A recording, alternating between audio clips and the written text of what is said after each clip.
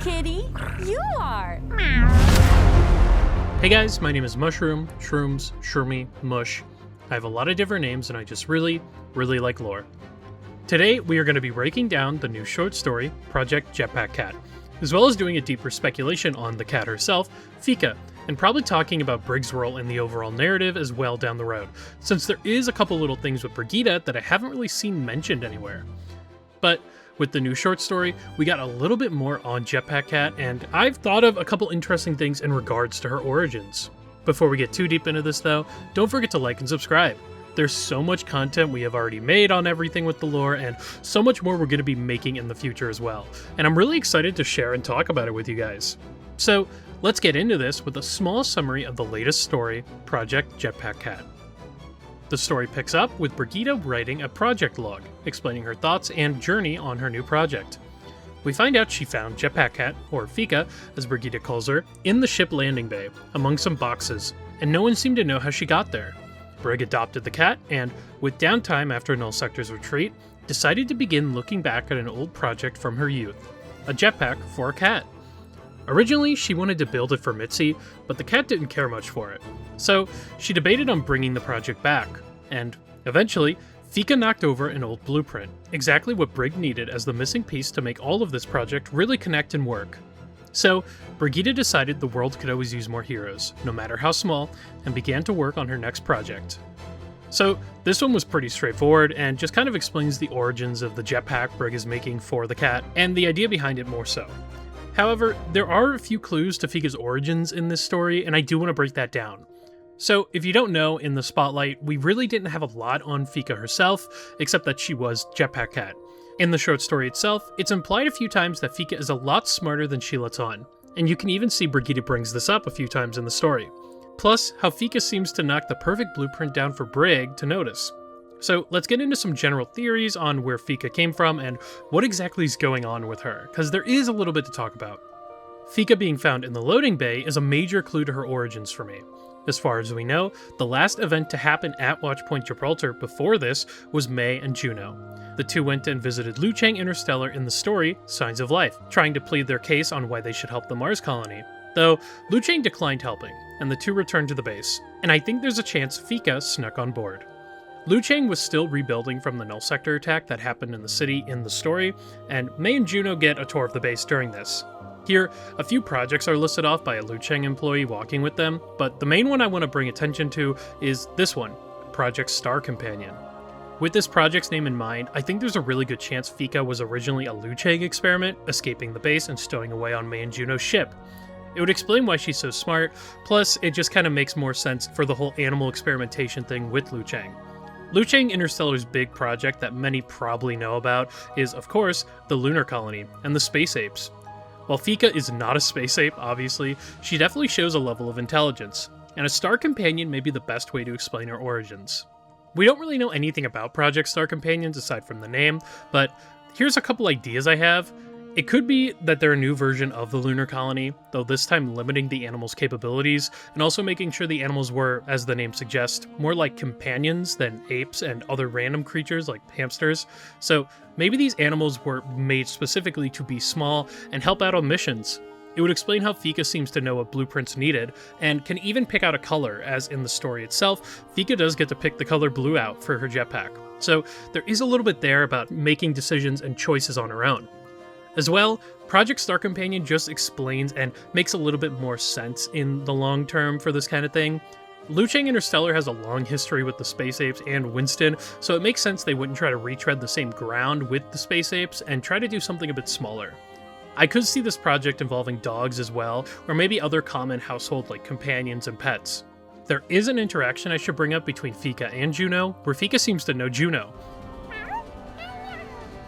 Are you speaking to me?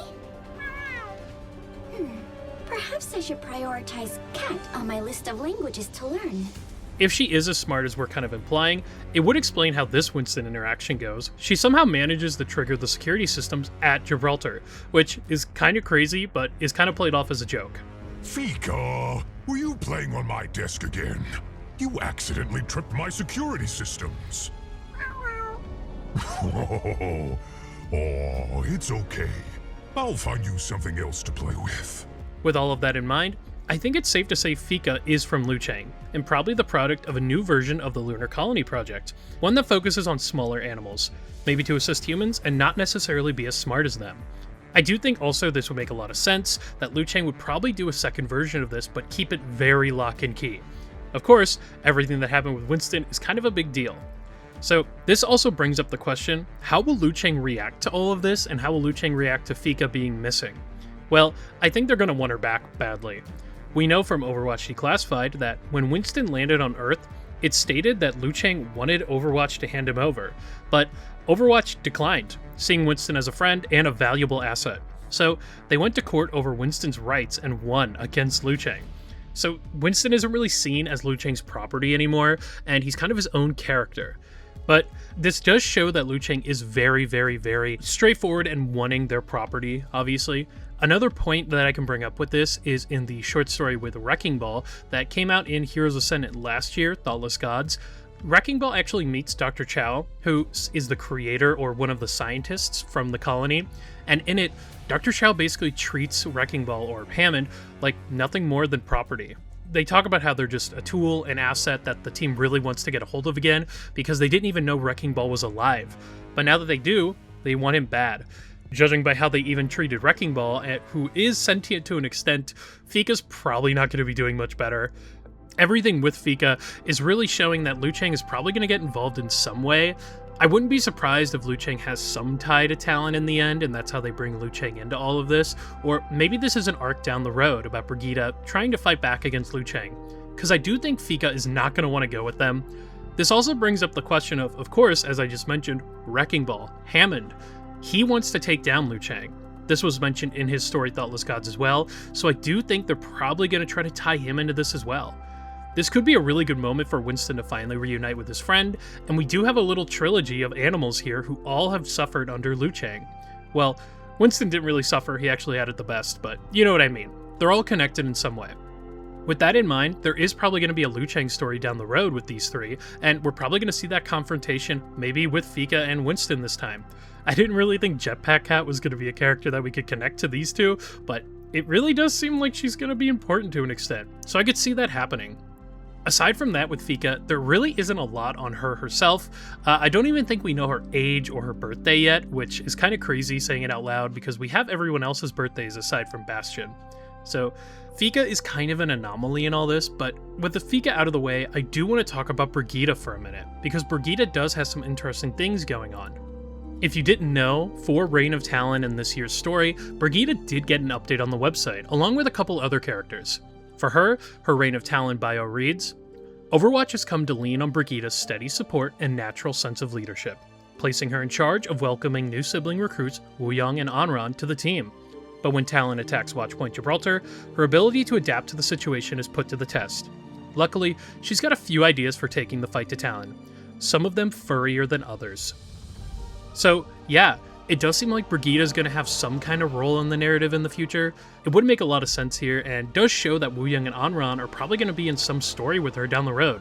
I am excited to see that, and Brigitte really does seem to be taking on more of a leadership role like it's implied here. It does seem like around this time is when Jetpack Katt is going to canonically be revealed to the team, so this does seem like a pretty big moment that first day of the attack that we're going to have to see eventually. Probably sometime this season if I had to guess, but I'm not really sure. Aside from all of that though, those are kind of my thoughts on Jetpack Katt, Fika, and Brigitte. Brigitte's story in particular is not one that has a lot to go on just yet, but judging by interactions and everything going on, I do think there's going to be something with her in the future. Fika as a character and as a cat is pretty neat. I didn't expect a lot with her, but there is a little bit to speculate on and theorize, but I have a feeling of all these heroes, she's going to be the one we're waiting on the longest to get a lot of lore on and just hear more from. So anyways, that's all from me. This is a bit of a quicker one. I just want to make a little roundup and a speculation piece on everything with Fika and a little bit of talk about Brigitte, because Brigitte I do think is going to be important to an extent. What do you guys think about Jetpack Katt? Do you like her? And are you excited to see where the narrative goes with her in the future? Personally, like I said, we're probably going to be waiting a while, so I'm not really expecting a lot in the short term for her. Anyways, that's all from me, and I hope you guys enjoyed this one. I'll talk to you guys in the next one. Bye!